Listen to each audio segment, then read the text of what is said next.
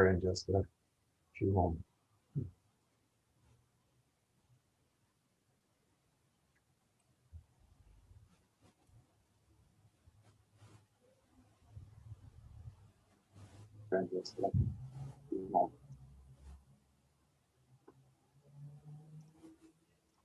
There we go. We are now live streaming on YouTube. And so I'm really thrilled to be welcoming Jonathan Cook from Nazareth. Jonathan, thank you so much for spending some time with us today. Thank you, Peter, for inviting me. And I have also with me here Grafton Ross, who's the head of research for the Ottawa Forum on Israel-Palestine. Grafton will be helping me ask questions of Jonathan as we go through today. I'm going to start off with a very short PowerPoint presentation on give some background that I hope people will find useful as a base point from which to listen to and ask questions of Jonathan. So here is my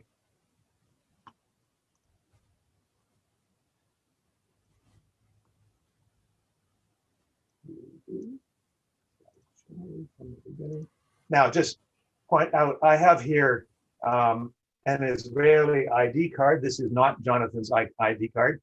Jonathan and Grafton, can you see the PowerPoint? Is that working out properly now? Jonathan, can you see the PowerPoint?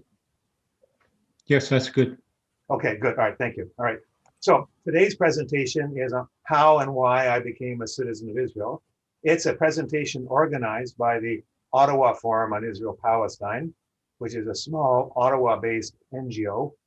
You can learn more about the Ottawa Forum on Israel-Palestine by going to its website, www.ottawaforumip.org. The session today is how and why I became a citizen of Israel with Jonathan Cook. We're starting now at 1:30.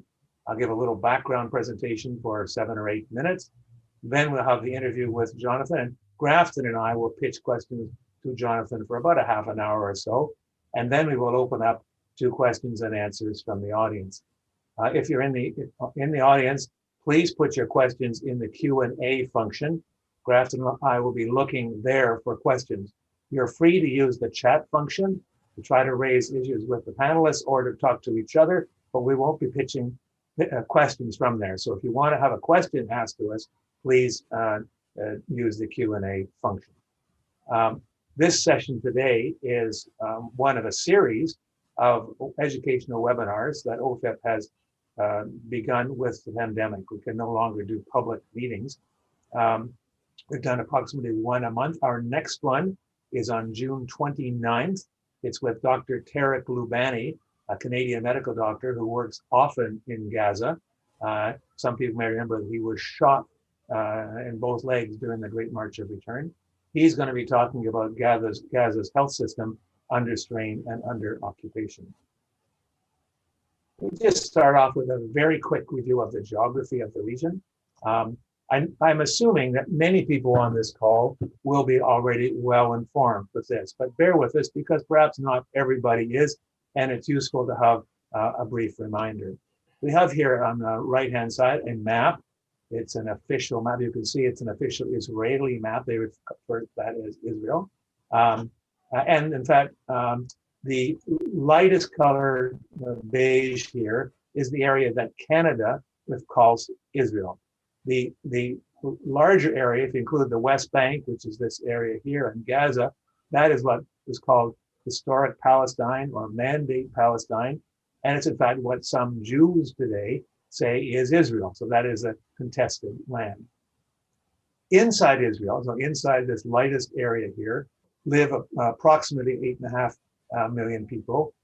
7 million of them are Jews, and about 1.6 million of them are Palestinian citizens of Israel. In Jerusalem, the Jerusalem population right here is about 1 million people. In the West Bank, over here, the population is about 3 million people, of whom about 600,000 consist of Jewish settlers.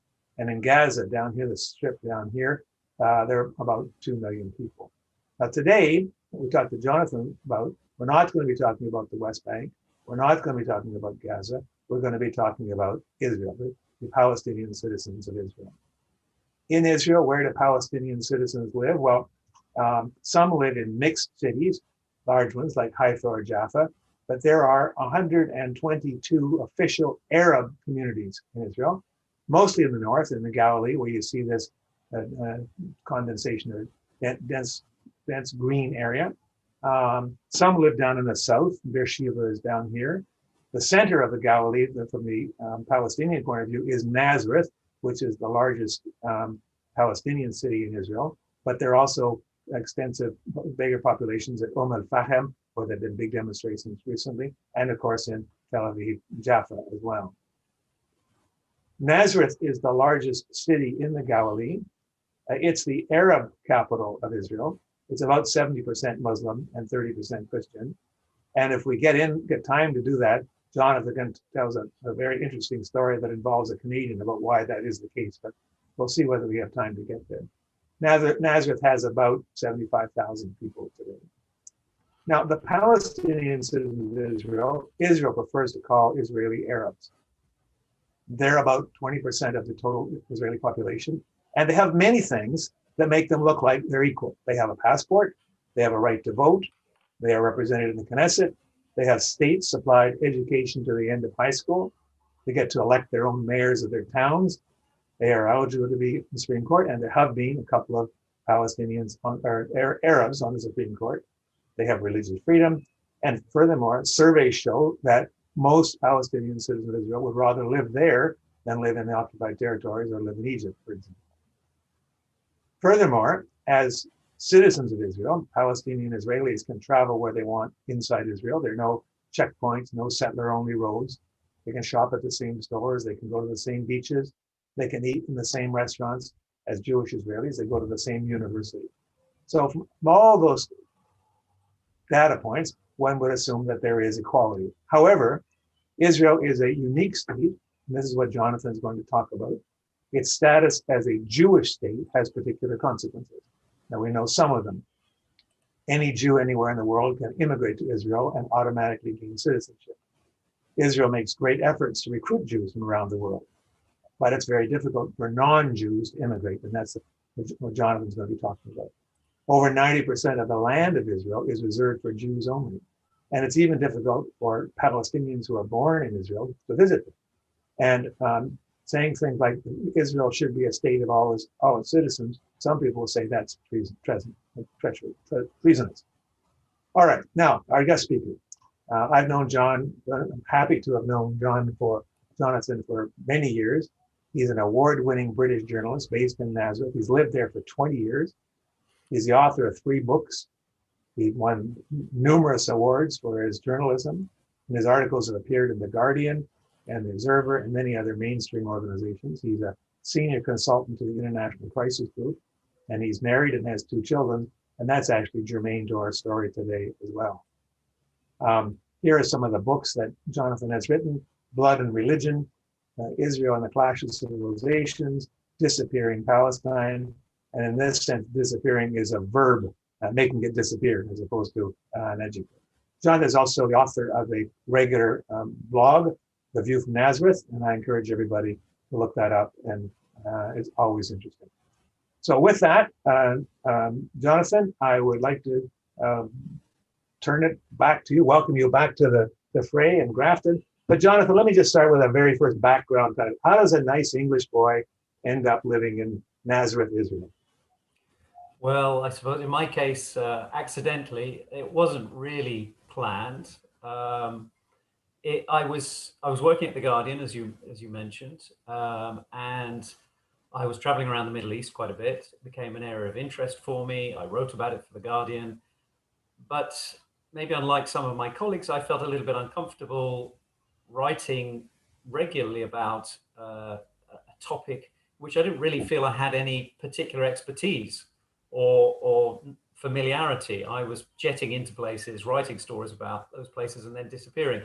And I felt it might be more credible in my own eyes, if nobody else's, to do some studying of the Middle East. And so I got myself onto a part-time master's course at the School of Oriental and African Studies at London University while I was working at The Guardian. And as part of that, I had to choose a dissertation topic, and I ended up choosing to do something about this group that was called to me Israeli Arabs. In the course, we refer to them as Israeli Arabs.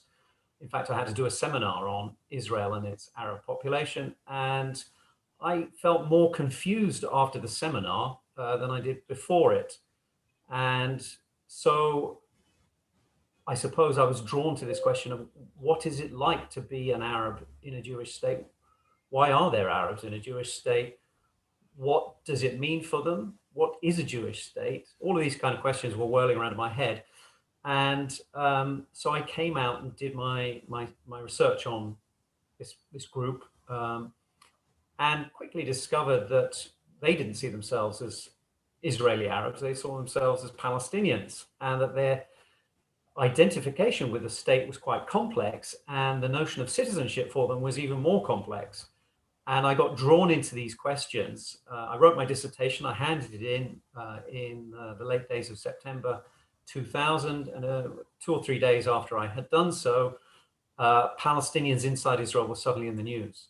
The second Intifada had erupted, started in Jerusalem with Ariel Sharon going up onto the Temple Mount, as Israeli Jews call it, to Al-Aqsa as Palestinians call it.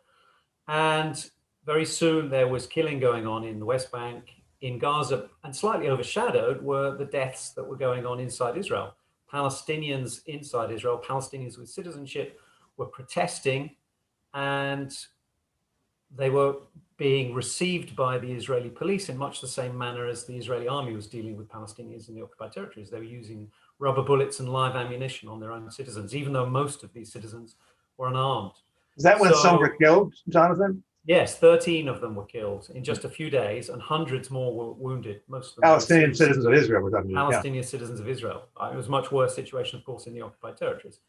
But this, of course, intrigued me. What had happened? What, as a journalist, if nothing else, as well as appalling me, and I wanted to discover. There had been, usually in the reports in my own newspaper, in The Guardian, there was a lengthy piece about what was going on in Gaza or Jerusalem or West Bank, and then there was just a paragraph at the end saying 2 or 3 Palestinian citizens of Israel had been killed in various locations. And I thought, well, there has to be an interesting story here journalistically, if nothing else, to find out what happened in those areas. And so I persuaded the features editor at The Guardian to let me go and spend a few weeks back where I'd been doing my research for my master's, in places like Nazareth and towns around Nazareth, looking at what had happened in those few days. Why had 13 Palestinian citizens of Israel been shot dead by the police? In what circumstances? Why had so many been injured? Why had the police used live ammunition and rubber bullets? And I had many organizations helping me, international human rights organizations like Amnesty. There were British police officers, former British police officers, who'd been involved in trying to work out what kind of policing had been going on, why they'd used those tactics. And the story I got from them all was pretty much that the Israeli police had been using a shoot to kill policy against Palestinians inside Israel. And in fact, this view would be later confirmed by an Israeli commission of inquiry that looked into these events, that determined that the Israeli police had treated its own citizens as an enemy because they were Palestinians, because they were not Jewish. And this was a story I had already got a sense of. And so I came back to my newspaper with what I thought was a very, very strong story, but it seemed very frightened. It was the first time, in fact, that I was unable to get a story published by The Guardian. They seemed to run a mile from this story. It was something that unnerved them. I could sense that. They were very uncomfortable with this story. Now, Jonathan, just to be clear, they were running stories about the West Bank, but not about what was happening inside Israel. Yes. And I was the first journalist, I think English language journalist, to go and investigate these events in any depth and try and write about them. And here was my newspaper, frightened to run this story. And that left me in a quandary. Why were they so frightened of this story? At first, I thought maybe I'd misreported it. Maybe there were problems with my reporting. But in fact, I got the story eventually was published by the Irish Times, which is the main newspaper of Ireland, because it had very strong parallels with British attacks in Northern Ireland when 13 human rights workers were killed and protesters inside in Northern Ireland in events known as Bloody Sunday. So there are very strong parallels for an Irish newspaper. and they ran the story. So I started to think there wasn't a problem with the reporting of the story.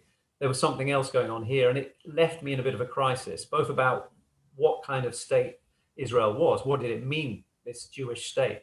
Really, this raised a lot of issues for me.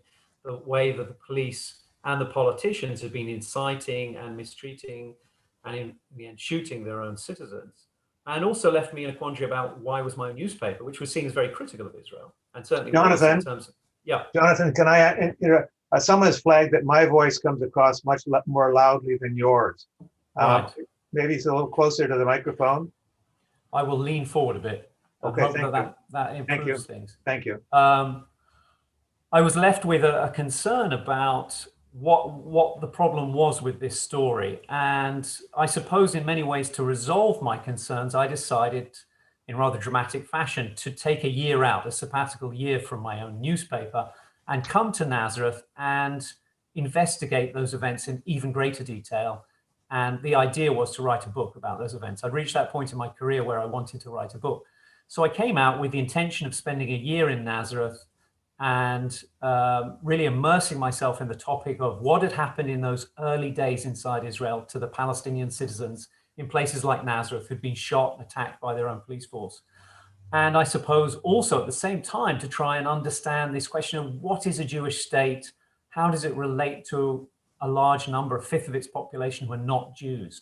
All of these questions that were really still live in my mind. And that was the plan. I was going to spend a year, write the book and leave. In fact, it turned out to be much more complicated, a much harder story to immerse myself in, partly because this was before social media. It was a much harder time to try and find out information. Much of the information about Israel was being written by people who were very partisan in favor of Israel. They wanted to protect its image, and dealing with this story of Palestinians inside Israel, the problems they faced inside a Jewish state was much, much harder. Today, we have organizations like B'Tselem saying that Israel is an apartheid state. We had a report just a few weeks ago from Human Rights Watch calling Israel an apartheid state, both in the occupied territories and inside Israel. But nobody was saying anything like that 20 years ago. So it was really quite hard to get the information. And that became really my mission, was to try and dig into this story and find out what was going on. And I had a lot of help. There were a lot of legal groups, human rights organizations that helped me get this information out into the public realm. But it was a long process and it took me longer than I expected. And in the end, the first book that I wrote, Blood and Religion, took me 5 years to write. So I was there for a long time. And in the meantime, I met my wife, Sally, and we got married and we decided to stay in Nazareth.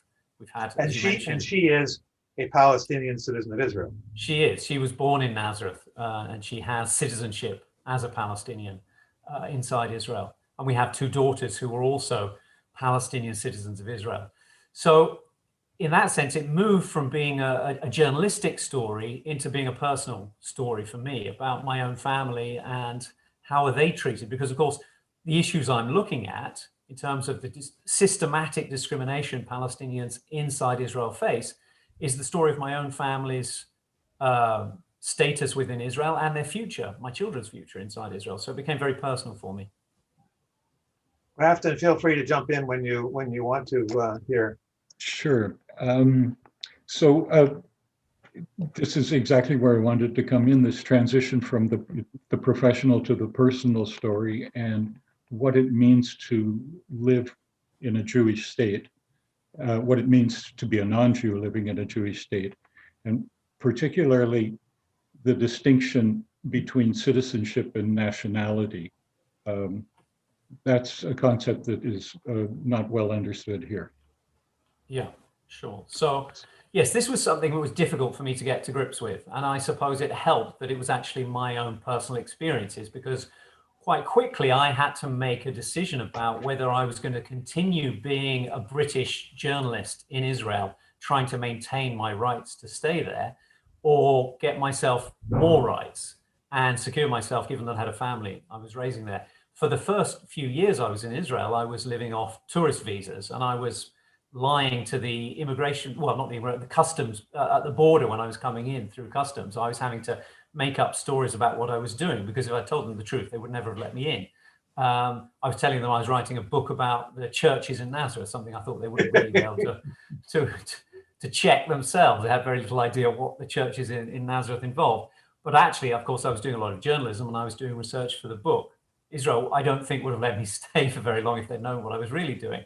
So I was living this very precarious life. And after we got married, it was no longer feasible to do that. It was just too precarious. And so I had to enter this very quickly, make a decision to enter this citizenship process. Now, it's quite complicated. Jonathan, you were able to get married in Israel. Is that correct? Because you're both, my understanding is that there's no civil marriage, but you could get married in a church. Is that correct? That's right. Well, yeah, for us, it was relatively straightforward. In Israel, you have to have a religious identity. You can't opt out of a religion in that sense. You can't be agnostic or atheist. There is no civil marriage in Israel.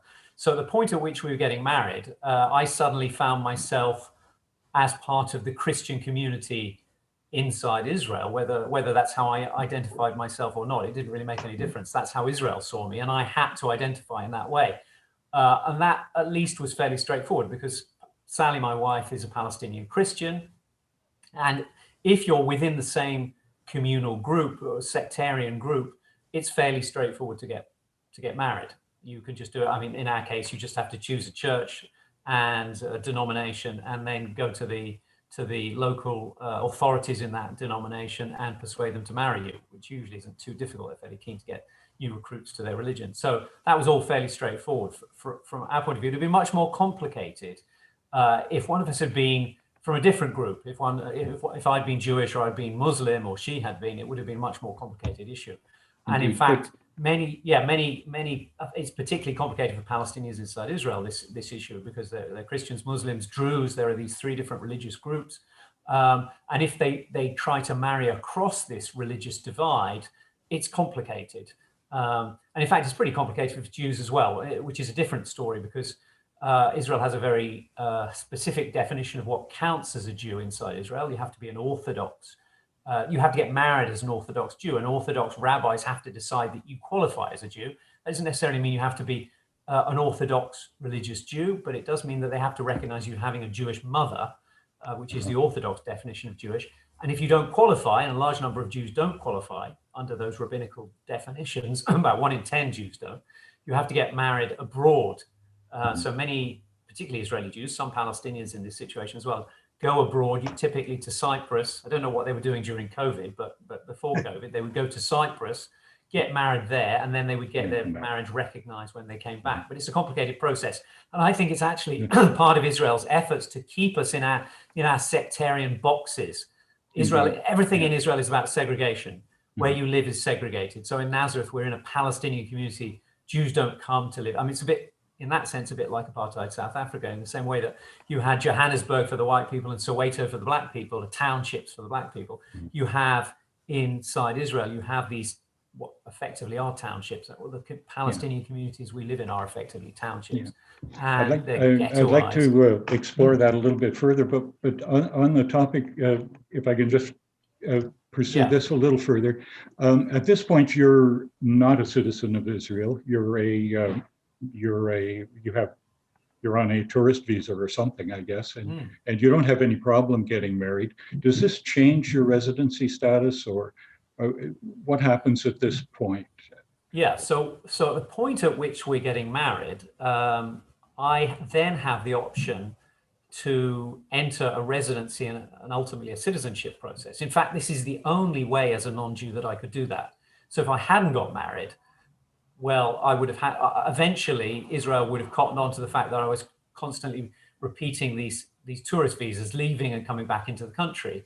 I mean, it was a little bit more chaotic in those days before digitalization. Now, I think they would have caught me out very quickly and I would have been stopped from doing that. But in those days, it was all done on paper. And I got away with it for quite a long time, at least until the point at which I got married. But nowadays, Israel controls this very carefully through digital records. And so if you haven't got, if you keep coming and going and you're not Jewish, Israel very quickly suspects that you're up to no good. Maybe you're working as an activist trying to help Palestinians, or you're a journalist or whatever, you're a BDS activist, which is the ultimate crime in Israel's eyes, and they will stop letting you in.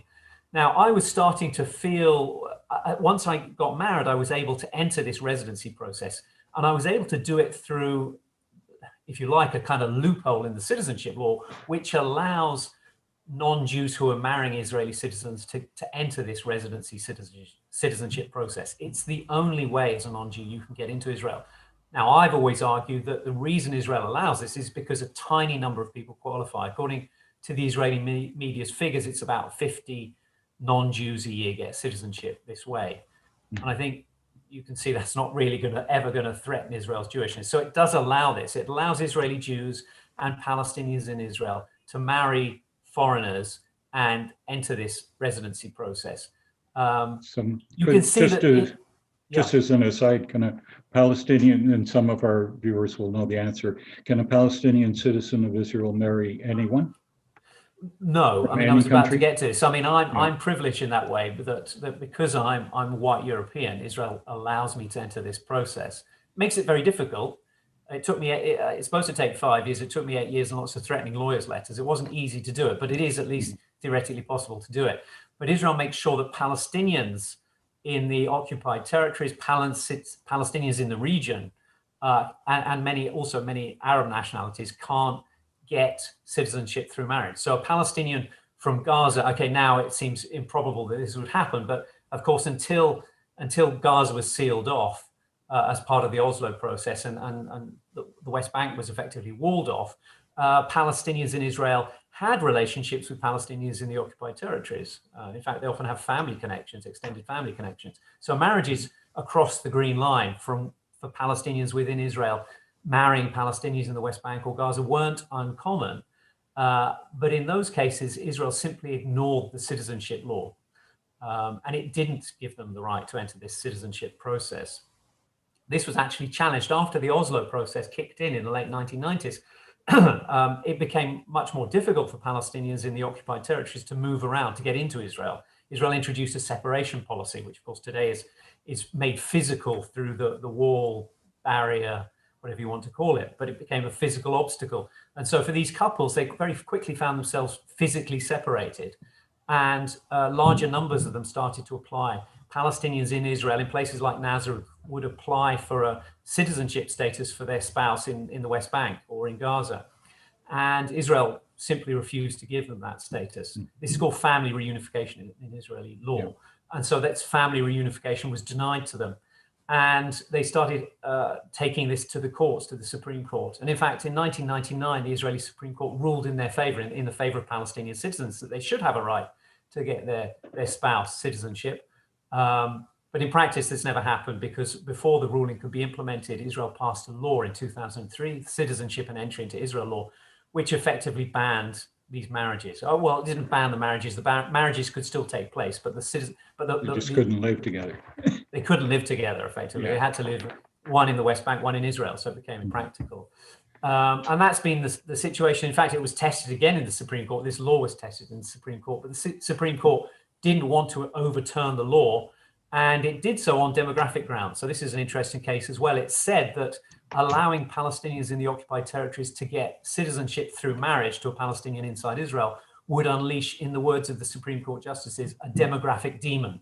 In other words, it would increase the proportion of Palestinians in the population compared to Jews. So at the moment, it's about 20% Palestinian, 80% Jewish. The fear was that might rise to 25%, something like, just ease it up to the point at which I think the fear has always been inside Israel that once you get beyond 20% of the population being Palestinian inside Israel, there's a fear that this will start to be called apartheid. Now, in fact, it's being called apartheid anyway, but for many years, Israel feared this would look more obviously like apartheid. And so to try to keep the numbers, the proportions down for Palestinians inside Israel, as I said, it's failed. Jonathan? Yeah. I just want to sum up and make sure that I've understood clearly what you're saying. What you're saying is Sally, for example, could marry you. She's a Palestinian Christian living in Israel. She could not have married a Palestinian man, Christian or Muslim for that matter, living in the West Bank or living in Gaza. Yeah, I mean, Jenin is a West Bank city that's half an hour's drive from Nazareth.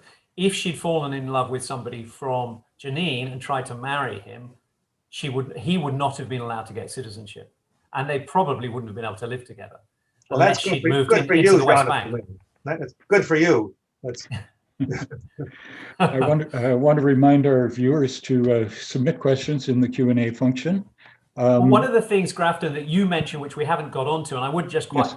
like to mention it because it's even more important. One of the things is that Israel has this distinction between this citizenship law that applies to non-Jews, which allows this small number like me of people to potentially get citizenship through marriage, as opposed to Jews all around the world who can get instant access to citizenship just by getting on a plane. And they do that under a different law called the law of return, which means that any of them can get onto a plane any day they want, fly here. Okay, it's more complicated with COVID at the moment, but historically this has just been the case. They get on a plane, the Israeli government pays for the flight and will throw money at them when they arrive, and they get instant citizenship. So there's a very big difference here between even my treatment, good as it was compared to a Palestinian in the occupied territories, and any Jew in the world. Now, beyond that discrimination there between these two citizenship laws, one the law of return for Jews and one the citizenship law for non-Jews, you also have to see that there's another distinction Israel is making, which is relevant to this question of citizenship, which is the difference between citizenship and nationality. And you were mentioning this, and I think it's important we just clarify for people why there's a distinction, because I'm a British citizen and I'm a British national, and I'd always assumed they were the same thing until I came to Israel. But Israel separates them very strictly and very importantly from Israel's point of view. So Israel denies any Israeli nationality. There's Israeli citizenship. I've got Israeli citizenship now, but I have not got Israeli nationality because there is no Israeli nationality. You can't get Israeli nationality. Nobody in Israel has Israeli nationality. What we have are various nationalities. Israel recognizes 130 different nationalities. Mine, strangely, is still British. So I'm an Israeli citizen with British nationality. But the main nationalities in Israel are Jewish and Arab. So my wife has Israeli citizenship with Arab nationality, as do my children, whereas my friends in Tel Aviv have Israeli citizenship with Jewish nationality. And this is a very complicated system, and it doesn't really, what's the point of doing it? Well, Israel didn't just do it just to be difficult. It does it because it helps it do something very important, which is discriminate rights based on nationality. It doesn't want to discriminate rights based on citizenship, because that would be very overt and obvious. Israel would start to look a bit more like apartheid South Africa. So it conceals it by doing it through nationality. So what Israel has done is created two different kinds of rights. So we get some rights based on our citizenship, what you would call citizenship rights. And theoretically, and I want to underline only theoretically, those citizenship rights are equal whether you're a Jew or a non-Jew, whether you're a Palestinian citizen. It doesn't matter. In theory, you get the same rights. In practice, you don't. But in theory, in terms of the statute books, you get the same rights. But this is the really key issue. This is the most important thing. If you're going to remember one thing, please try and remember this thing. In terms of nationality, national rights, only one group gets the national rights, and those are Jewish nationals. So they get a whole other set of rights which are denied to Palestinian citizens of Israel. And they're more important, they're superior to citizenship rights. So if there's a conflict between a citizenship right and a national right takes priority. So you can do all sorts of discrimination in this way by prioritizing these national rights for Jews. Can you give an example, Jonathan, one or two examples of how that might work? Yeah, okay. Well, I was just going to say, just to make the point a little bit more deeply, Adala, which is a legal group that works with Palestinians inside Israel, has a database of laws inside Israel, and it has recorded, the number goes up, but at the moment it's about 70 laws that explicitly discriminate based on whether you are a Jew or a non-Jew. And they're in all sorts of spheres of life. Obviously, if there are 70 of them, they cover immigration, housing, residency, planning, education, language. Perhaps the most important of them, and the one that people here may be most familiar with because it got some attention finally, there was some attention, was this nation state law that was passed in 2018, which said that the only group with sovereignty in this land, the only group that had, if you like, inherent rights in the land of Israel were the Jewish population, not Israeli Jews, I should point out, all Jews around the world. Not Israel, again, this is something where you see this distinction between citizenship and nationality. So Jewish nationals, in other words, Jews everywhere in the world, anyone who calls themselves a Jew and is recognized as a Jew by Israel, has sovereignty inside Israeli territory, have a right to it. They have, if they're the owners of the land, if you like.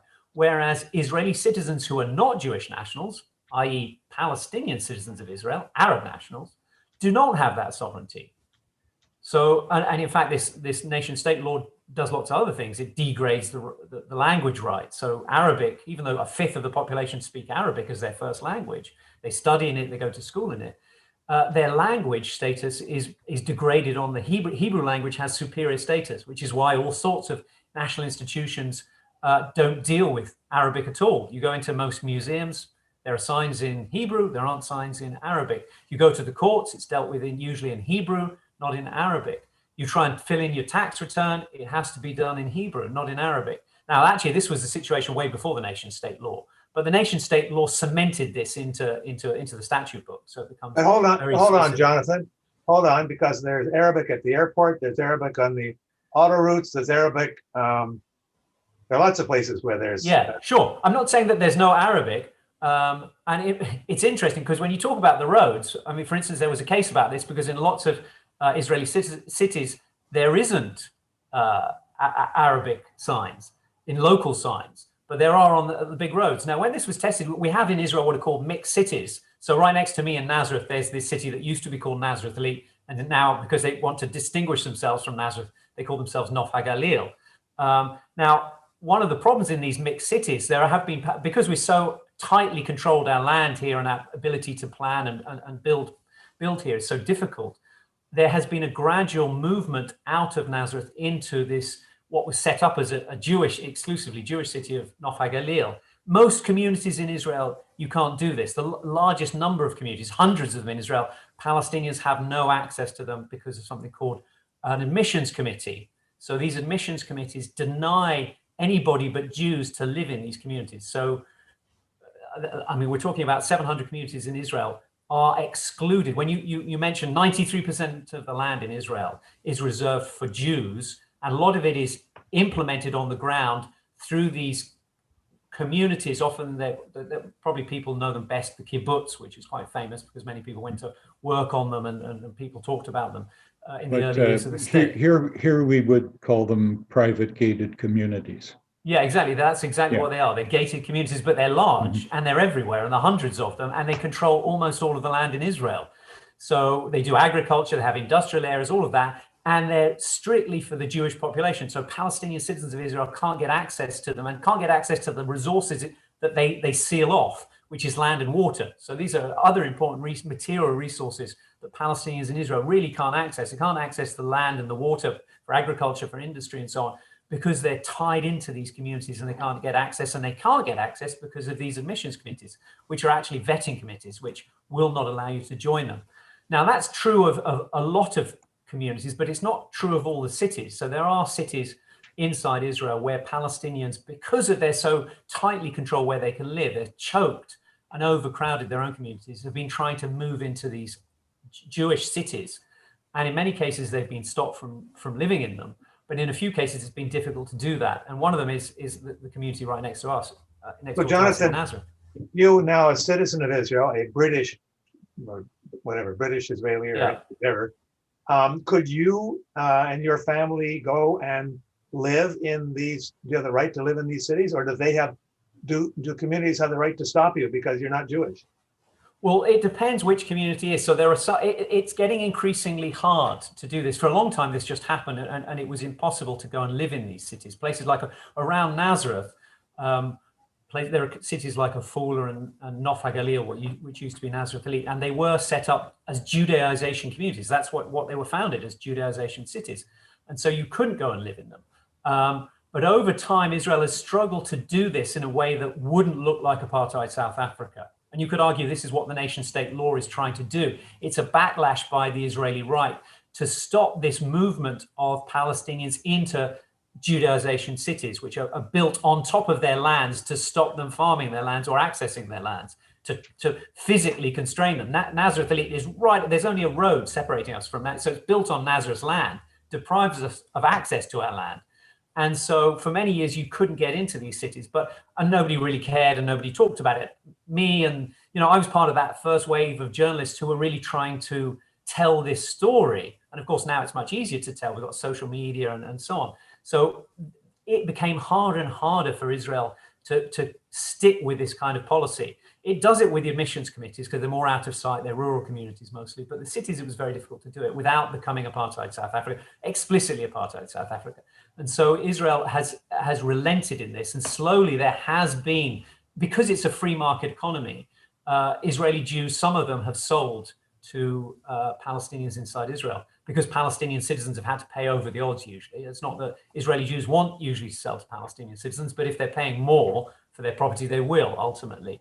And this has happened in communities like Nof HaGalil. And once it happens, once the first few Palestinian families from Nazareth move into Nof HaGalil right next door, they take over a particular neighborhood, you get this problem that other Jews don't want to live in that neighborhood with Palestinians, so they sell as well. And it's sort of a snowball effect. And that's what's happened. And the nation state law is really part of a rearguard action to try and stop this happening more. That's a lot of what the motive for it was. But in many communities like Nof HaGalil, it's too late. Now, this gets us back to the story of the road signs, which was what triggered it. I should also point out that there's been a battle that's been going on for years to try and get an Arabic speak. We have segregated communities mostly, and we also have segregated education. So our school systems are segregated too. There is an Arabic speaking schools and Hebrew speaking schools, and the Arabic schools are massively underfunded. They're controlled, the Shin Bet, Israel's sort of secret police, polices very closely what's taught in those schools. So they're very disadvantaged, these schools. But they're the only places that Palestinian citizens of Israel can send their kids. So what's happened in Nof HaGalil, Nof HaGalil won't open its Hebrew-speaking schools to the Arab population. But at the same time, it denies them, even though they're now about a third of the population inside Nof HaGalil, it denies them access to their own school. It won't fund an Arabic-speaking school. And in fact, this has been a case that's been going through the courts for years. And just a few weeks ago, the Supreme Court ruled against the Palestinian citizens having a right, even though under the education law, it says any community that must have a right to its own education in its own language. The Supreme Court failed to enforce that in Nof HaGalil. So still, Nazareth is having to create the school system. We're still creating the school places for the residents, the Arab residents, the Palestinian residents of Nof HaGalil, Nazareth Elite, the city next door. So this is still being enforced. Now, I wanted to get back to this question about the road signs. One of the reasons that we have Arabic road signs, it's being tested again in the Supreme Court, is because there was a fear in the court that if Palestinian citizens of Israel didn't have road signs in their own language, they might spend so much time trying to read the Hebrew signs that they would create an accident and might crash into other people. So the ruling was that there were road signs in Arabic for safety reasons, not for language right reasons. It wasn't a recognition of the minorities' rights to their language. It was a recognition of the fact that it would be dangerous not to have their language on road signs and might cause accidents. So the courts have actually been very careful not to create these kinds of national rights for the Palestinian minority, like language rights. They're not language rights. If they're done for other reasons. In the airport, I suspect it's done because it looks better. It's part of Israel's attempts to try and conceal the kind of structural racism that's going on. But that's the point I'm trying to make here. Israel doesn't recognize these national rights. And when Palestinians in Israel get these rights, they're not under national rights. They're not given to them as national rights. They're given to them on other grounds, sometimes as citizenship rights. Thank you. We have a number of questions related to land ownership and municipal planning, if you like. And can you explain how 90% or whatever the percentage of the land of Israel is state land, is not privately owned land? And how does a Palestinian citizen of Israel, or indeed any citizen of Israel, go about getting a building permit to build a new home or enlarge an existing home? And are there differences, again, by nationality in terms of navigating that system? Okay, I'm trying to remember all of those. There were quite a few questions in there. Let's start with this 93% of the land is nationalized Israel calls it national lands. And here's an interesting thing, because if it's national lands, you think it would be accessible to all Israeli nationals. But as I told you, there's no Israeli nationality. And that's the reason why there is no Israeli nationality. Because when we talk about national lands in Israel, it means Jewish national lands. They are accessible to Jews. So 93% of the land in Israel is nationalized. 80% of it is controlled directly by the government through an agency called the Israel Lands Authority. And another 13% of it is controlled through the Jewish National Fund, which some people will, I'm sure among your listeners will know about. But the Jewish National Fund actually has a charter in which it specifically says it can only use the land for the benefit of the Jewish people. So it's actually has racist principles at its very heart when it's deciding what to do with its lands inside Israel. The Israeli government gave the Jewish National Fund most of this land. Now, of course, most of this land originally belonged to Palestinians, either Palestinians who were made refugees, who were dispossessed through various laws, like the absentee property law, after they were expelled, or it belonged to Palestinian communities that still survive in Israel, like Nazareth. And then that land was seized by the government and it became Jewish land, national lands for Jews. And Israel encouraged Jewish immigrants to arrive from all around the world. 3 million Jews have arrived over the various decades, and that land was passed on to them. So for instance, in Nazareth Elite, what's now called Naf HaGalil, right next to us in Nazareth, there are many, many Russian or immigrants from the former Soviet Union. They're called Russians in Israel. And they're a large part of the population here. And they get their lands and access to that land through the government. They're assigned it when it's part of their rights as they come to be given that land. And it's been stripped from Palestinian citizens of Israel or from Palestinian refugees. So that land, the land that was bought by the Jewish National Fund before Israel was created amounted to about 6% of historic Palestine. So now that given that Israel has 93% of the land, you can see it's all being taken from Palestinians. That's the only way they could have done it. They've been deprived of that land.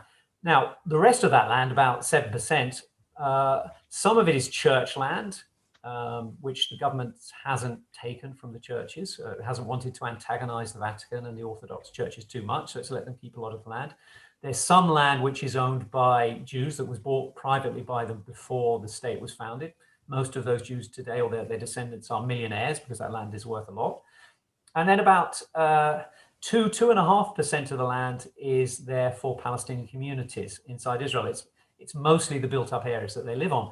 And Israel hasn't been giving Palestinians more land, and it hasn't been giving them access to the right to plan on that land. So even if most of their agricultural land has been taken from them, but where it is agricultural land, it is still agricultural land. There are lots of ways Israel can take agricultural land. That's a big story as well. But the bits of agricultural land that still belong to Palestinian communities can't usually be planned. It can't be converted into land for building on. It stays as agricultural land. Most Palestinians end up planting olive trees on it to stop the state from taking it from them under an old Ottoman law called the fallow lands law.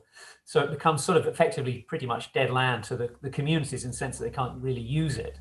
And so Palestinian communities are trapped in these ghettos where they can't expand.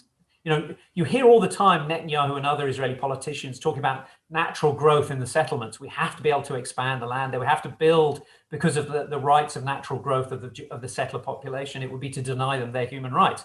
All of that's going on in the occupied territories. None of that's recognized for Palestinian citizens of Israel. They're trapped in these 120 or so communities that were recognized back in the early days of the state. No new Palestinian communities have been built in all of those years. And their areas to build haven't been expanded either. So even though the Palestinian population inside Israel has grown 7 or 8-fold in the last 70 years, their room for growth hasn't changed at all. So they're building on top of each other. And they're also building mostly illegally. Israel has created planning rules that mean that if you have a private residence, which is what most Palestinian families have, they're building on their own private land, what's left of it, inside communities like Nazareth. If they're living in a private home, they're only allowed to build 4 floors to live in, 4 stories. Now, most Palestinian families hit that 4th floor 20, 30 years ago. So the next generation has nowhere to live. They can't move outwards and they can't go upwards. They're trapped in the land. And so what's happening is Palestinians are building illegally because Israel won't give them planning permits. And so Israel will talk about this plague of illegal building. In fact, this is one of the things that's going on right now in this new government. One of the things, I don't know how much people have been able to catch up with what happened overnight, but there's supposed to be this new government led by Naftali Bennett, who's a settler leader. And he was holding out to try, they're dependent on this small conservative Islamic party led by Mansour Abbas, which has 4 seats, and they can't get rid of Netanyahu. I mean, this is really only about getting rid of Netanyahu. They don't care about anything else. They just want to get rid of it. The only way they can do that is by relying on the 4 seats from this Islamic party, which is very conservative and has decided to try and extract from this government anything it can get. And the main thing it wants is a repealing of this law called the Kamenetz Law, which gives the government a right to demolish tens of thousands of homes in Palestinian communities inside Israel because they've been built illegally. And they've been built illegally because there's no way to build them legally. It's the same situation you see in East Jerusalem. People might be more familiar with it there. That Palestinians in East Jerusalem cannot get a permit to build. So they're all building illegally, and then Israel is going and demolishing their houses and then making them pay to demolish their own houses.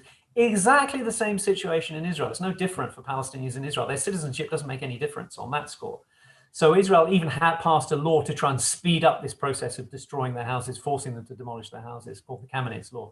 And one of the things that this conservative Islamic leader of this party has done, he's insisted on as the precondition for joining this settler leadership, Naftali Bennett, this settler leader, his new government of change, or it won't be a government of change, but that's what they're calling it, is to insist on repealing this law. And in fact, the Naftali Bennett and the other right-wing parties in the new government were so against repealing this law that they tried not to give in on this. And it was the reason that why this Mansour Abbas, this Islamic leader, he was the very last one to sign the coalition agreement minutes before the deadline arrived, because he was insisting it was a game of bluff, and they sort of made noises that they'll try and do something about it if they can.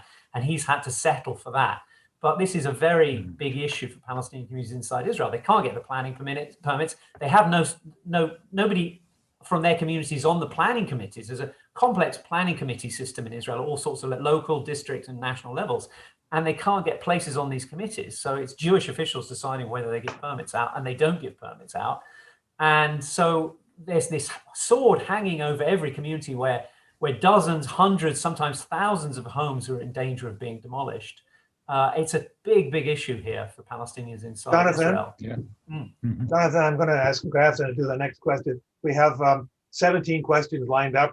You have so much information, but we're going to have to ask you to rein yourself in a little bit, because otherwise we're going to extend this on for another hour. So Grafton, over to you. There's all kinds of questions, but there's a number of them that kind of around the education system in Israel, again, as an illustration of what it's like to live as a non-Jew in Israel.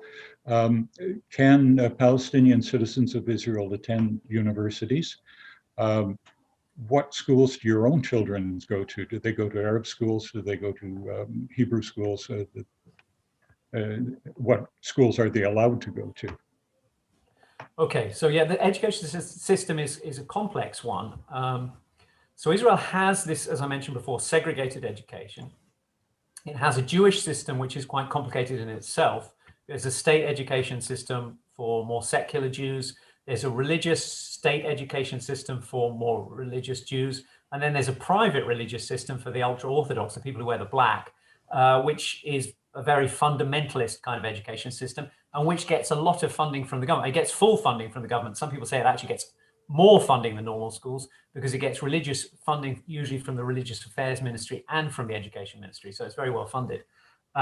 The Arab education system, there are 2 possibilities. The overwhelming majority of Palestinian citizens of Israel go to a state Arab education, in a state Arab education system, through Arab schools that are run by the government. And they have all sorts of problems, as I mentioned before. They're massively underfunded, huge shortage of classrooms. We're talking of thousands and thousands of classrooms that there's a shortage of in the Arab education system, which the government never seems to be able to do anything about. So people are studying in porta cabins and all sorts of terrible situations. But there's also a private Arab education system, which is mostly, and the majority of those schools are in Haifa and Nazareth, where I am.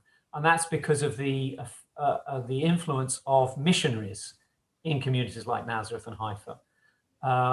So we had many private church schools that were created 100 years or so ago by these missionaries trying to encourage their denomination within places like Nazareth. And so we have a large number, we have about 10 private church schools.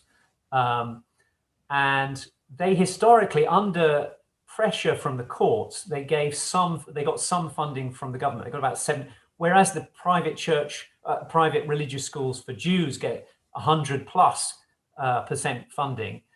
We got 70% funding for the church schools. Historically, Israel has been whittling that down, and it's now down to about 30%. So these schools are in a great deal of financial trouble. But my daughters actually go to one of these schools. It's actually, we're not Baptist, but it's the Baptist school. It's also known as the American school, which might give you more idea why they're there. It puts a very strong emphasis on English language culture, which was important to us, given that they're bilingual, binational. So they get a privileged education. That's not true in most Palestinian communities in Israel. They don't have church schools, but we have that fortunate opt-out. We can opt out of the state Arab education system, which, as I say, is pretty disastrous on all sorts of levels, by going to these private schools. How many universities are there? Yeah, okay. I mean, I could talk more about that, but as I said, Yeah. I'll rein myself in. There are more things to say, but yeah, the universities. So universities, well, so formally, at some level, this is a sort of citizenship right, and everybody can go to university. It's a lot more complicated than that, though. Historically, it was almost impossible for Palestinian citizens to get to Israel. And in fact, Israel tried to encourage Palestinian citizens to leave the country and go to the Eastern Bloc to get their education. If they were bright and clever, that's the worst kind of Palestinian citizen of Israel from Israel's point of view, bright, clever ones. There was the Communist Party was very important in Palestinian communities for historical reasons, largely to do with the fact there was a Jewish Communist Party and it allowed Palestinians to join it. And if you were a Palestinian who wanted to get politically engaged, you had that protection because there were lots of Jewish communists in the early days of the state. And it was possible to get grants through the Soviet Union to go to the Eastern Bloc and go to university. And Israel encouraged this, actually, because it wanted clever Palestinian citizens of Israel to leave, go to the Eastern Bloc, and hopefully never come back, marry a Romanian or a Ukrainian or whatever, and never come back. So it was really all in favor of this. And that was the main way, if you're a Palestinian citizen of Israel, that you could get higher education. Otherwise, it was pretty much impossible. Over the years, it has got easier for Palestinian citizens to get into university. It's still not easy, though. Israel uses a psychometric test. So as well as your matriculation exam, you're actually primarily judged on a psychometric test. And there's been lots of evidence that the psychometric test is culturally weighted to the Jewish population. That makes it much easier. They typically get 100. It's measured out of 800 points. And typically, on average, Jewish students get 100 points more and have done for decades on this. So that either means Palestinian students are much more stupid than Jewish students, or it means the thing is culturally weighted. And the experts have looked at it, say it's culturally weighted to advantage Jewish citizens to getting to university. So it's much harder to do that. In fact, there was a move, because it discriminated for a while against these Russian immigrants who arrived, who were also weren't veteran Israeli Jews, and they also didn't know a lot of the answers to these questions. They scrapped it for a short time to try and help the Russian immigrants. But what they found out is it didn't really help the Russian immigrants. It helped the Palestinian citizens of Israel. They all suddenly got many more of them suddenly got access to university education. They passed the various tests. And so Israel reintroduced the psychometric test specifically to try and stop Palestinians from getting into the universities. So Jonathan, in Canada, about approximately 20% of our population has French as its maternal language, roughly the same percentage as there are of Arab-speaking citizens of Israel. We have something like 12 or 15 French language universities in Canada. How many Arab language universities are there in Israel? 0. In fact, since 1970, the Palestinian minority here has been trying to get an Arab university built in Nazareth.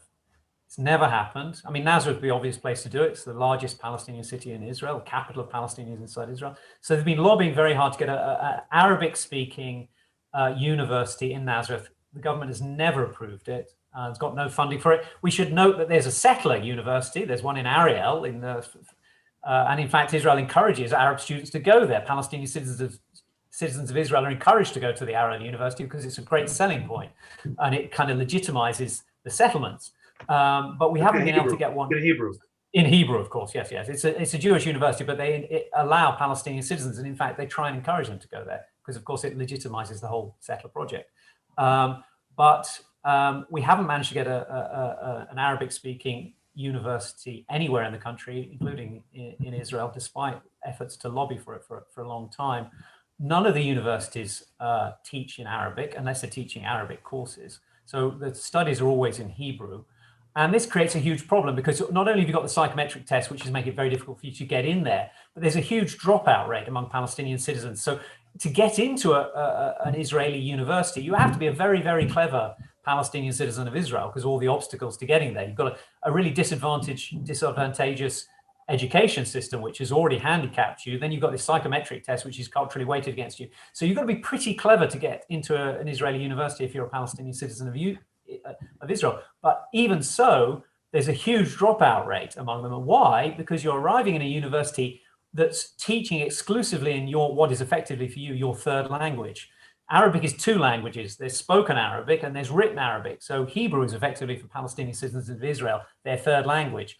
And so and not only that, of course, they're coming into they come from a situation where they're in an Arab education system to suddenly they're in a Jewish-dominated Hebrew-speaking university. There's huge cultural, linguistic shocks involved in that. All the universities are in Jewish communities, so you're uprooting yourself from where you know to an entirely alien and quite often fairly hostile environment where there's a lot of racism, as we've just seen with those what are being called clashes between Jewish populations and Arab populations. Well, that's all sort of erupted into violence in last month. But of course, that kind of racism is endemic in Israeli society. And so it's very difficult, for instance, trying to get yourself digs, trying to get yourself somewhere to sleep, finding a house you can rent as a Palestinian citizen of Israel in a Jewish community isn't easy. Most people don't want to rent to Palestinian citizens. They don't want an Arab in their home or in their rented accommodation. So there are all sorts of obstacles, very difficult for Palestinian citizens of Israel higher education. And if you manage to succeed in it, well, it toughens you up, that's for sure. And you have to be extremely bright to survive it. You can also look at it in another way through the number of lecturers in the universities. The last time that I saw somebody do a survey, it was about one, even though they're 20% of the population are Palestinian citizens of Israel, lecturers in the Israeli universities, it's about 1% of Palestinian citizens of Israel. So they're massively underrepresented on the staff as well, which leaves Palestinian citizens who arrive as students feeling very isolated. It's just a totally alien environment to them at every level. Indeed. We used to hear at one time that there were certain fields of education and certain occupations that Palestinian citizens of Israel could not partake in, were closed to them. Is that still the case? Yes, that's very much still the case. Israel defines huge areas of the economy as security related. Obviously anything to do with the military, weapons. I mean, Israel is a major arms manufacturer. Most of the high-tech industry is weapons related and so on. So it's been large areas of high-tech. As Israel has expanded the high-tech, there are areas of high-tech where Palestinian citizens are now starting to get integrated, although it's very late in the day. But large areas are still considered security industries. They can't get places in those kinds of parts of the economy. Other areas you wonder, I mean, Israel treats them as though they're security related, although, well, you could see possibly why. The water industry, telecommunications, road building, engineering. I mean, Israel needs all of that. All of that stuff, which to us doesn't sound security related at all, of course, is integral to how Israel plans and develops the settlements in the occupied territories. So that is seen as a security thing. So if you look at the electricity industry, for instance, which is a nationalized industry, it's a nationalized utility in Israel, you have about 12,000 employees in the electricity company. Now, there aren't, Israel has been very loath to give out figures, but the best figures that anybody has been able to discover is that there are less than a dozen Palestinian citizens of Israel working for the electricity corporation. Very similar for the telecommunications company, another national utility, which has about 10,000 employees. Again, we're talking, you can count the number of Palestinian citizens of Israel who are working in that sector on two hands. Very small numbers are allowed to work in these areas. The Bank of Israel, which has, I think, 800 or 900 employees, there was a big story a few years ago when it got its very first Palestinian citizen was employed by the Bank of Israel. So it's very rare. It's very rare. Also, in most of the economy, a lot of it's unionized. The Histadrut, which is the union that oversees, it's a trade union, a sort of national trade union for Israel, and also a major employer. It's a very strange situation. Israel, it's a legacy of Labour Zionism and the Labour Party. It created its own trade union and then made it both a trade union and an employer.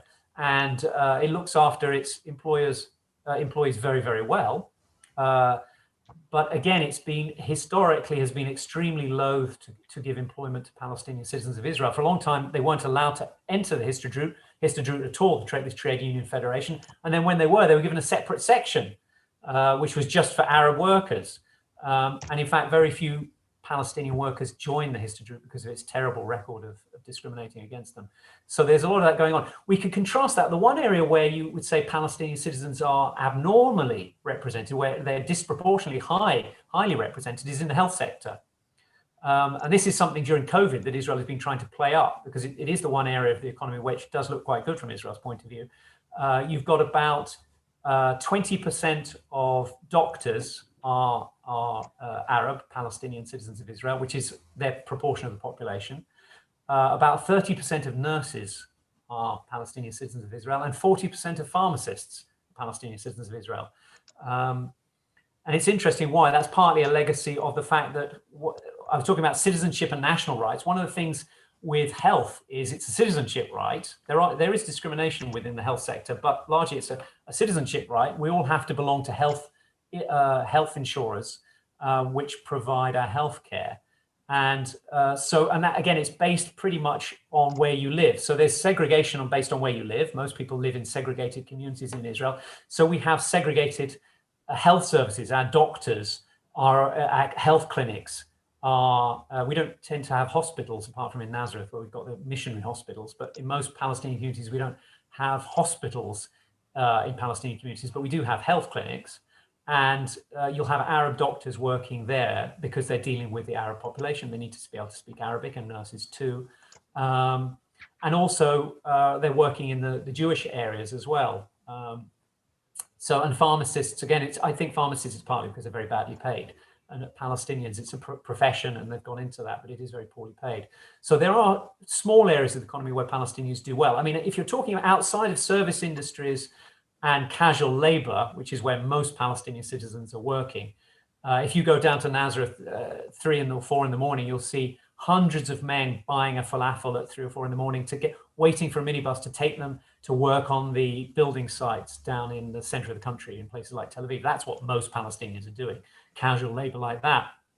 But if you look at the professions, the main things that Palestinians, they're educated, those people who are going to university, what are they doing? They're working in the health sector, or they're working in high tech. Those are the two areas of the non-security aspects of high tech. That's where they're mostly working.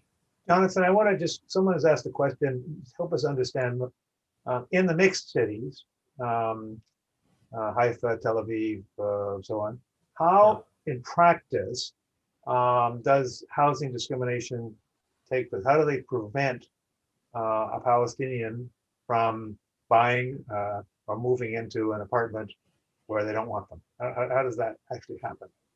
Okay, so, well, it's complicated, and it's got more complicated for Israel. Let's just talk historically about the mixed cities, because people have been talking about the mixed cities because of these clashes, confrontations, street violence, and so on.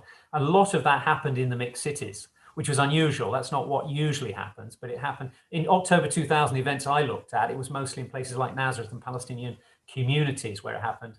And the mixed cities were mostly quiet. This time it was very different. And there's a reason that most of the media weren't talking about, which is that not only were the police being very violent with the protests, but there were armed gangs that were vigilante style gangs, Jewish gangs that were coming, and many of them from the settlers. They were being bussed in from the settlements to these mixed cities. And that's partly because Israel has been encouraging what I would call religious fanatics, religious settlers to move into these mixed cities to try and re-Judaize them, because there are too many Palestinians seen to be in these mixed cities. But I think the mixed cities is a sort of mislabeling of what they are. I mean, to understand that, we need to just quickly go back to the history. Why are there mixed cities?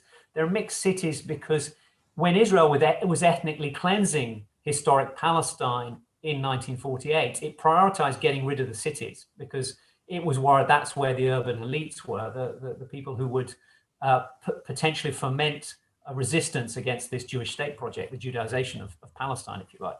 And so they expelled the populations from these cities first of all. Now, what tended to happen, Acre would be a good example of this, is that the population of Acre was almost entirely ethnically cleansed. There were no Palestinians left there. But what happened is that Haifa, which is further down, they all fled up to Lebanon, north. Now, that's what also happened in Haifa. People were fleeing north along the coast to try and get to Lebanon. But some of them got trapped in Acre and ended up staying there. And what Israel did in these what are called mixed cities today is it tried to create a besieged area, a bit like Gaza now. They created an area. They did this in Jaffa, and they also did it in Acre, where they pressed them up against the coastal area, the harbors, and actually physically fenced them off. Well, they didn't need to do that in Acre because it's an old city, which is a walled old city, but they did it in Jaffa. They actually fenced them off, penned them into these areas while they decided what they were going to do with them. Now, under pressure from the international community, eventually they let them stay, but they ended up in these ghettos, and they're still in these ghettos today. They're in their own neighborhoods mostly. So Acre Old City is a Palestinian ghetto within a much larger modern industrial city of Acre, which is mostly Jewish.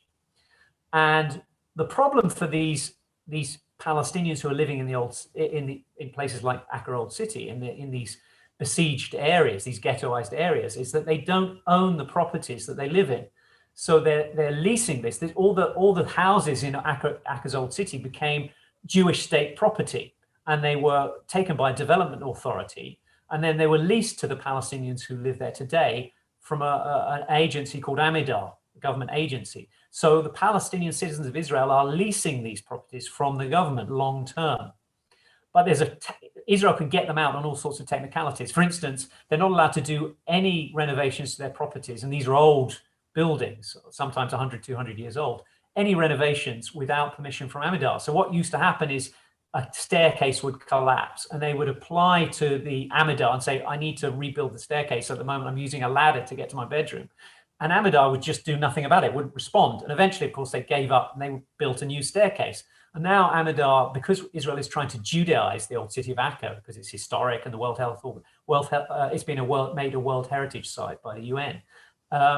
They're going into these old properties and saying, oh, you made a renovation there 30 years ago, we're evicting you and pushing them out. And this is a sort of ethnic gentrification program that has been going on in many of these old cities and these ghettoized areas in the mixed cities. And it's part of the reason for that explosion of anger in the mixed cities, because they're in desperate situations there. They're ghettoized, they're living with all these planning problems that all Palestinian citizens are living with, but they're also being pushed out by government agencies like Amidar, and settler groups are moving in. That's what, and they're building, and because they're religious settlers, extreme religious settlers, they're building synagogues and seminaries for yeshivas, what are called yeshivas, Jewish seminaries, to bring in these very extreme religious groups. And it's creating all sorts of tension and friction with the local population, Palestinian population, who are finding that they can no longer live there. And that's a large part of the reason there was all of this tension that exploded last month. And you'll see headlines like, synagogue burnt in Lod, or Lid as it's called by the Palestinians who live there. A lot of that it's not because they hate Jews. I mean, it's being sort of presented as they want to drive them into the sea. It's because these synagogues and seminaries are being used by settler groups to drive them out of the synagogues are being converted from their old houses. They're being evicted from their houses, and then they're building a synagogue in their house. So that's where there's huge anger and why they're trying to push these settlers out. And in this moment eruption of anger, this is where it all got channeled for, in many ways, very understandable reasons. Whether one approves of violence or not, one can understand exactly why, if they were going to target things, they targeted these kinds of buildings. So the mixed cities are highly tense. There's a lot of friction, a lot of anger in them, and it all exploded into the news headlines last month for that reason. Jonathan, I once had a chat with a Canadian ambassador in Israel after having talked with you and being filled with lots of examples of discrimination against Palestinians in Israel. And his response to me was, look, in every country in the world, there is discrimination. Even in Canada, whether it's against Native people or French Canadians or immigrants or whatever. It's true that there's discrimination in Israel, but you're overdoing it a little bit. So how would you, if our ambassador was talking to you, what would you say in less than 90 seconds on that issue? That's a bit of a tough one. Well, I mean, it is very much like what went on in Canada and North America more generally. It's an example of settler colonialism. That's why those of us, I mean, the language that people are using at the moment is one of apartheid, and I think that's a good way for people to understand it. But apartheid is one strategy settler colonial regimes used. There are others. You will know as Canadians that there was, what we would call in international law genocide that was used against the native peoples in Canada and North America. And that is one strategy. Another is ethnic cleansing, which has been used by most settler colonial states, but obviously very much has been used by Israel, where 90% of the population that were living in what today is called Israel were expelled. And it's also another strategy of settler colonialism, because settler colonialism is all about replacing the native people. It's not about living with them or exploiting them. It's usually about replacing them. And so it uses these various strategies: genocide, ethnic cleansing, apartheid. And Israel has been originally focused on ethnic cleansing, and more recently has been using apartheid as a strategy. And that's why groups like B'Tselem and Human Rights Watch are saying this isn't about occupation. It's not just about occupation, and it's not just about apartheid in the occupied territories. It's an apartheid regime. The whole thing is apartheid. There is what they're calling Jewish supremacism going on. It's a system of Jewish supremacism. Just like you might talk about white supremacism in other areas, in South Africa and other places. What we're seeing here is Jewish supremacism, and what you see is different strategies of Jewish supremacism to deal with the Palestinian problem wherever it arises. So in Gaza, it's intermittently bombing Gaza and destroying it, wrecking it, presumably with the aim of driving those people long-term out, making them give up and try and leave. In the West Bank, it's about very overt apartheid and continual ethnic cleansing, driving people out of Area C. Oslo created these various classifications: Area C, B, and A. And Area C is mostly controlled by Israel. It's mostly where the settlements are, or exclusively where the settlements are. Israel is using the pressure of the settlements and the army there, militarized settlements, militarized army, to put pressure on the Palestinians who are still in Area C, to drive them, herd them, pen them into areas A and B, ideally into these Palestinian cities.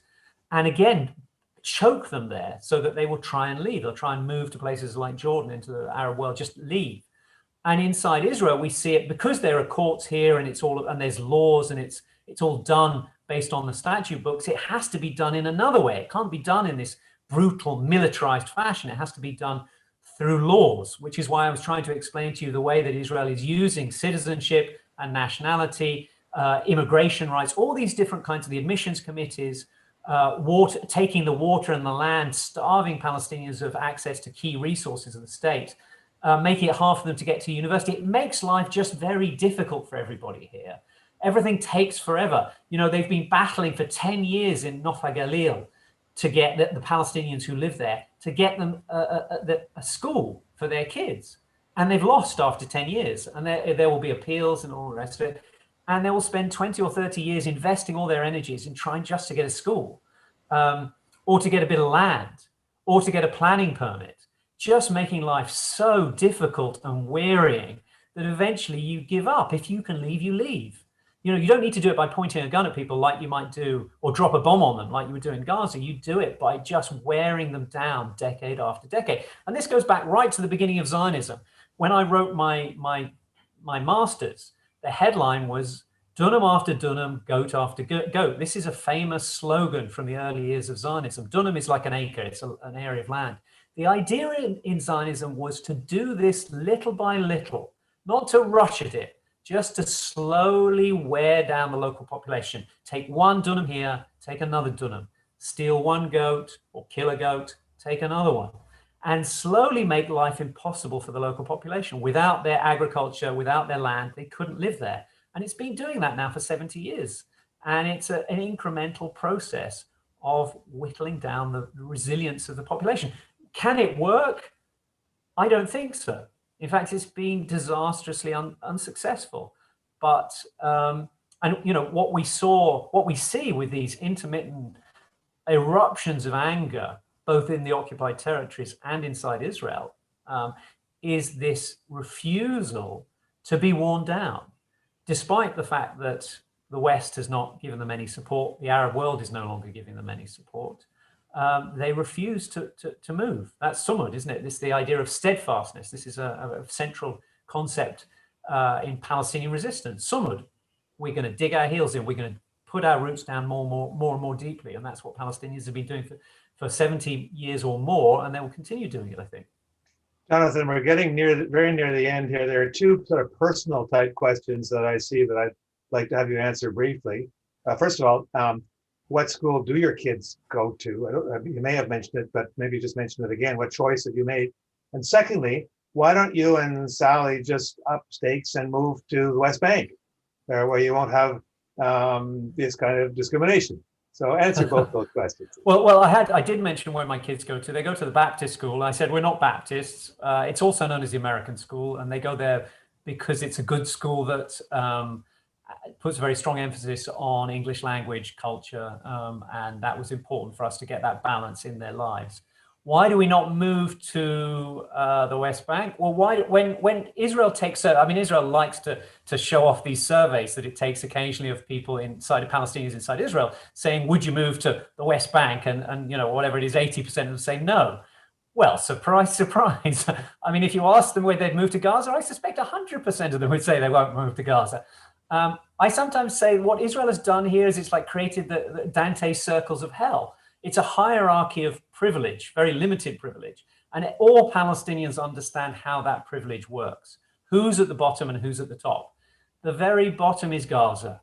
You know, nobody wants to end up in Gaza. And in fact, Israel has used this as a pressure on, for instance, when there was resistance at the beginning of the Second Intifada, there was a famous standoff between the Israeli army and Palestinian Christians, as it turned out, in Bethlehem. And they end up holding up in the main church in Bethlehem, the Nativity Church. And Israel besieged it for a long time. In the end, the deal that those Palestinians were forced to make with Israel was that they would be deported to Gaza. So there was the punishment. You know, you get, if you fight too hard against us, you'll end up in Gaza. We'll stick you in Gaza, and that's what happened to them. So Palestinians in Gaza have got the worst of it, and everybody's frightened of ending up in Gaza because you're fish in a barrel there, and that's what happens intimately. Israel just destroys the infrastructure of Gaza, and large numbers of people die. Large numbers of people who, by no stretch of the imagination, can be called combatants, end up being killed. So that's the nightmare scenario for Palestinians. Those in Jerusalem, in occupied East Jerusalem, are terrorized by the fact that they will be deported to the West Bank, and that's happened as well. So when you get politicians in East Jerusalem who are kicking up too much of a fuss or making things too difficult for Israel, Israel threatens them with deporting them and sometimes does deport them. There were Hamas politicians. When I talk about Hamas politicians, I'm not talking about people who are using guns or anything. I'm talking about the political wing of Hamas. A bit like for a British person, we understand the difference between the IRA, who were fighting the British Army, and the Sinn Féin, which was a political movement, and even won seats in the British Parliament, though they didn't take it up. So these are Hamas politicians who are arguing Hamas's positions from a political point of view. They have been expelled from Jerusalem into the West Bank. That's how Israel deals with them. So if you're in East Jerusalem, you know there's this threat that you'll be kicked out and put into the West Bank. And in the West Bank itself, if Area C is the area with the resources, the land, and so on, and if Israel can, it will try and drive you off Area C into the cities where you won't have the land. You'll be part of the urban proletariat that with very few resources. And inside Israel, the threat is made to us. I mean, that's what Avigdor Lieberman, who's now going to be in this government of change, apparently, he's been saying for years, no citizenship without loyalty. And he doesn't mean loyalty to Israel as a state of Israeli citizens. He means as a Jewish state, as a state where Jews have the right to everything. They own the land. Jewish supremacism, what B'Tselem, the Israeli human rights organization, calls Jewish supremacism. He's saying if you are not prepared to be loyal to Jews having superior rights to you as a Palestinian citizen of Israel, we will redraw the borders, or in some cases kick you out. He's talked about that in terms of the mixed cities. We'll drive you out and you will end up in the West Bank. So Palestinian citizens of Israel are only too aware of what the political discourse is about. There was a book even written by a famous novelist, a Palestinian citizen of Israel, who wrote a book about waking up one morning to suddenly find his community had been transferred into the West Bank. It's very much at the cultural center of and people talk to me about it. They still, you think this is maybe the nightmares that the older generation have because they know what happened in 1948 and still live with the trauma of those expulsions. But actually what surprised me is talking to young Palestinian citizens of Israel, how many of them that trauma of 1948 has been passed down to them. And they're only too aware that the danger is Israel will say, you're too uppity, you're making too many demands of us. We're just going to stick you in the West Bank.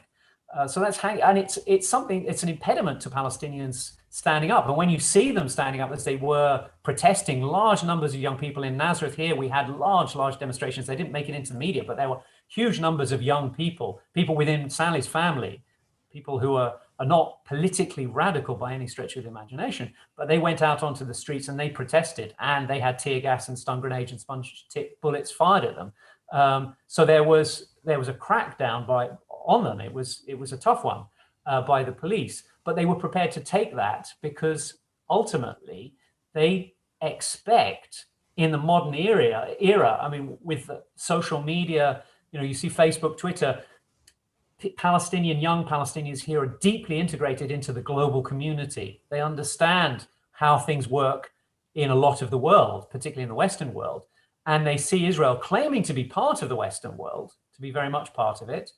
They think Israel should not be allowed to talk about it being a Jewish and democratic state, being a normal, liberal, Western-style democracy, when it's not giving them even the most fundamental, basic kinds of rights. And so they're trying to hold Israel to account. They're taking Israel's word very seriously, saying, you say you're a liberal democracy, so start behaving as one. And when they go out onto the street to protest this, well, they get violent response, both from the police and now also from Israeli Jewish gangs who are going around rampaging, smashing up shops, lynching people from taxis. So this sent another very clear message, I think, to young Palestinians in Israel. You must keep quiet. You have no right to equality here. Jonathan, you have such a torrent of information. You make me as moderator, give you lots of difficulty finding the right pause from which to intervene, but I'm afraid I'm going to have to do it now because our time is running out. Please don't go away. I just want to quickly flash up two more slides about future stuff, and then I'll come back and thank you Grafton. So I'm just going to go here and from the current slide. Yes, so I just want to remind people that our next webinar will be with Dr. Tarek Loubani. Many Canadians will know who he is, Canadian doctor who was actually shot during the Great March of Return. And he's going to be talking about Gaza's health system under strain, and COVID strain, and under the strain of occupation. That should be a fascinating conversation. It's also a reminder to you all that OFIP is a small NGO that's voluntary and self-financed. Any donations would be gratefully accepted by sending an e-transfer to us at ofip.finance@gmail.com. We normally make a small contribution to our presenters or to organizations that they suggest that we present to. But now I'm going to just come back to my main screen here and to thank Jonathan and to thank Grafton Ross for helping me today quiz Jonathan. We were trying to deal with all the questions that were in the Q&A. I know we didn't, and I apologize for those whose questions did not get answered. Jonathan, you're a font of information. I feel like I'm always having to listen over and over again because every time there's things that I miss that I need to get refreshed on, or you have a new way of formulating things. So thank you so much on behalf of the Ottawa Forum on Israel-Palestine. You've added to our knowledge considerably, and good luck to you and to your family. Thank you very much, Jonathan. Thank you, Peter, and thank you, Grafton. It was very enjoyable, and I enjoyed the questions. Thanks to everybody for asking them. Well done. Great. Thanks, Jonathan. Okay.